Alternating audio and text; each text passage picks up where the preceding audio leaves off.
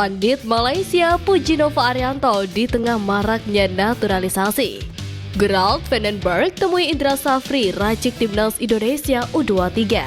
Fakta menarik Timnas Indonesia U17 versus Korea Utara. Update pemain aboard Timnas Indonesia di Eropa.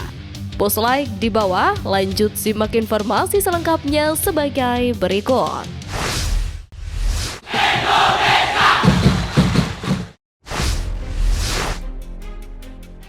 Update pemain aboard Timnas Indonesia di Eropa. Kita pastinya penasaran bagaimana kabar terbaru para pemain aboard Timnas Indonesia pekan ini.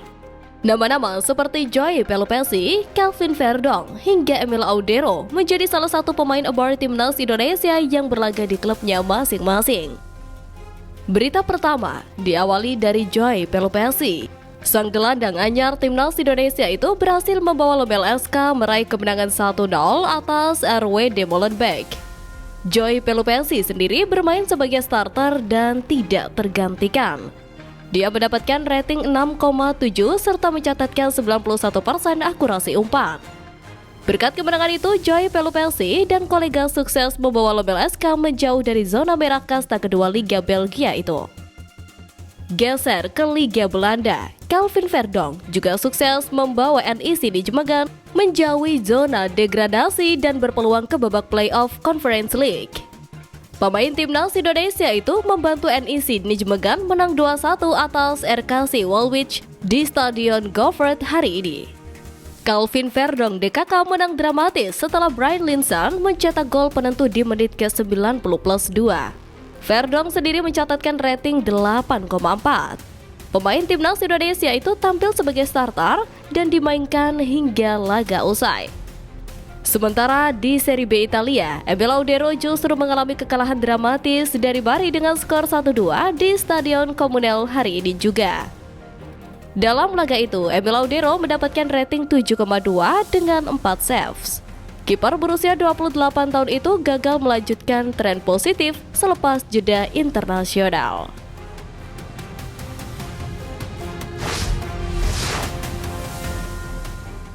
Fakta menarik Timnas Indonesia U17 versus Korea Utara.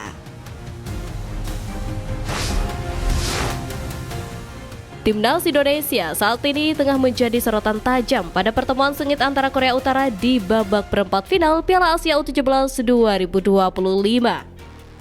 Jejak kedua tim di fase grup turnamen ini menyimpan catatan menarik yang semakin memanaskan tensi menjelang laga krusial tersebut. Sebelumnya, Timnas Indonesia U17 melaju ke babak 8 besar dengan performa yang mengesankan. Di sisi lain, Korea Utara menyusul Timnas Indonesia ke perempat final setelah memastikan status runner-up grup D.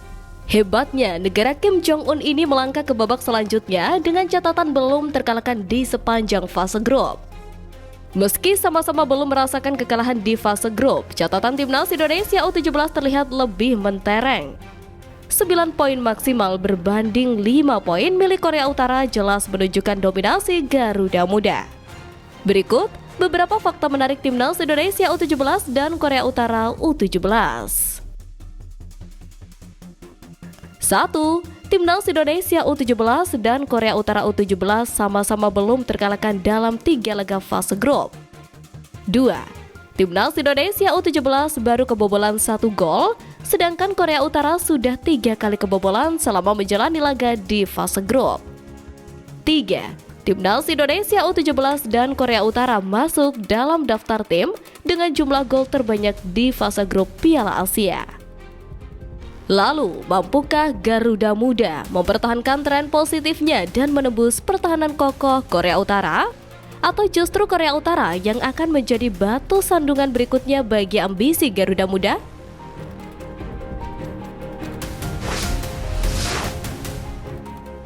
Pandit Malaysia Puji Nova Arianto di tengah maraknya naturalisasi.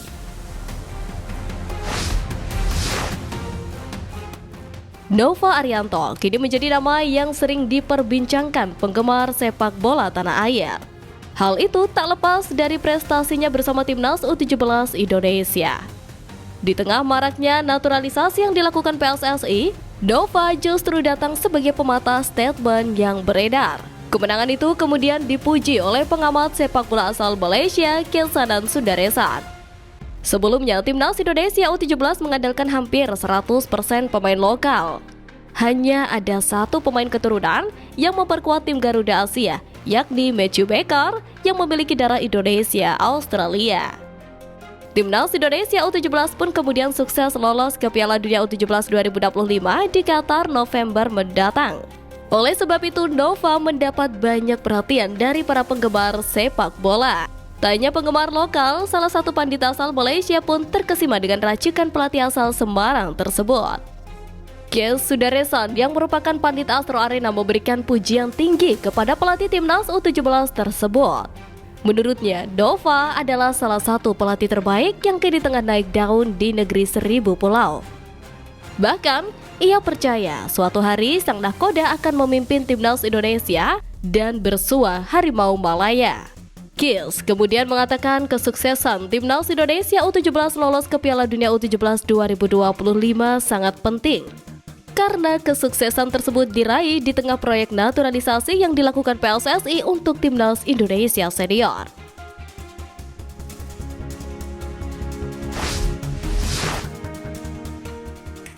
Gerald Vandenberg temui Indra Safri racik Timnas Indonesia U23. Pertemuan Gerald Vandenberg dan Indra Safri tentu saja mengundang sejumlah tanda tanya besar. Apalagi yang kita tahu saat ini Indra Safri baru saja kehilangan pekerjaannya sebagai pelatih Timnas Indonesia U20 usai tersingkir di Piala Asia U20 2025. Sebelumnya melalui unggahan di Instagram pribadinya, Gerald Vandenberg membagikan momen pertemuan dengan Indra Safri pada Jumat kemarin. Dalam caption, Gerald Vandenberg memberitahukan bahwa mereka tengah bertukar informasi dengan staf maupun pelatih timnas yang saling terhubung.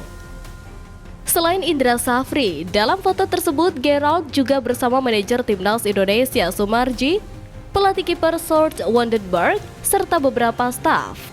Gerald Vandenberg baru saja dipanggil oleh Erick Thohir pada akhir Maret 2025 lalu.